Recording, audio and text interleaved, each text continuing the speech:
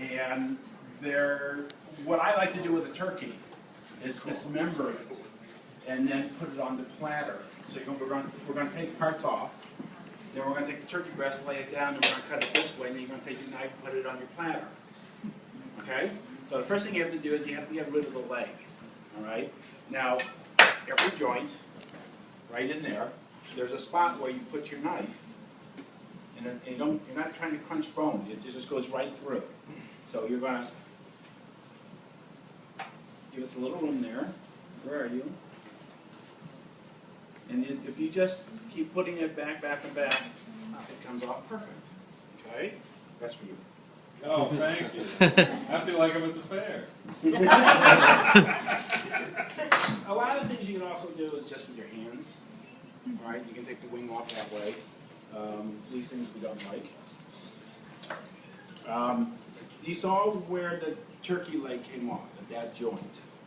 If you take your hand and actually stick your hand in and hold on that bone and turn, since the turkey is dead, okay, you go like that, and it normally just pops right off. I just didn't want to do that. So now you have to use your knife. Yeah, well, I bought it at Costco. That's probably the problem. So what you want to try and do, oh, come on. I had to do this last night at Sur La Table with a chicken instead of a turkey. Okay? Comes up, it gets messy. You know, you can buy gloves at Costco. Now, if the skin isn't done enough for you, if you put it in a nonstick pan on a medium heat, and you just keep turning it over, it'll brown it up all by itself, and it actually tastes a little bit more like bacon. Really, it's great on sandwiches. Now we're going to find the bone. We're going to come straight back. You're going to turn this way, and come all the way back. The breast comes down to here. You must come and you have to cut a slice around and back up without cutting your hands off. Now what you need to do is you have to work with your tip of your knife and your fingers inside the breast, because what you're going to try and do is very lightly go against the bone, and the whole breast comes off. Oh, wow. Okay. Now, such a mess. Now what you, That's so nice. I was going to let you know you could hire me for your cuts, but I'm going to be in Cleveland for I'm going to be in Cleveland for Thanksgiving. Okay, now what you have to do is, okay, when Mom told you not to play with your food, you can't be a good cook unless you play with your food. You got to go and find hard spots, which may be tendons or whatever, and take off. With, you all know chicken tenders, right? The turkey tender. Well, look at that. Now, see, it's going to make me a liar. It's made me a liar. Normally, the turkey tender has a very strong tendon that comes up. If you see it, you're just going to take your knife and you're going to cut out about 3 inches of it. You're going to do a little there and there. But what we're going to do with this now is you would come back and you would just slice however thick you like your turkey. Okay? Which makes it, so if you have a serrated blade, we saw. If you have a straight blade, you push through. So after we would do this, then you can just lift this up, put your knife underneath it, and put it on your platter. And then you can arrange all the pieces or we can put it on this platter, and you can arrange different pieces with it. That's not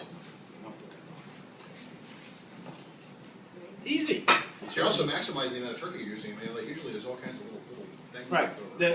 This was, first of all, a warm turkey is significantly easier to cut than a cold turkey. This one's cold.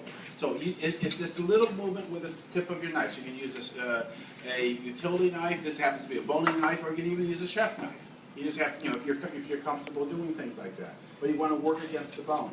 So you don't use a carving knife at all? No. Okay. So I can throw mine away? Good.